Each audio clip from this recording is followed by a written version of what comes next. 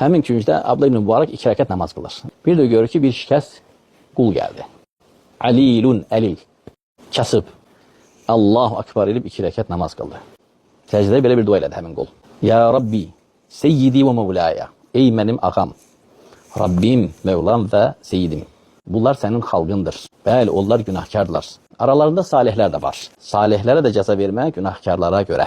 Aqsamtu bikə, sənə and verirəm sənin özünü. Yəni Allaha and verir Allahın özünü. İnsandakı cürəti və cəsarətə bax.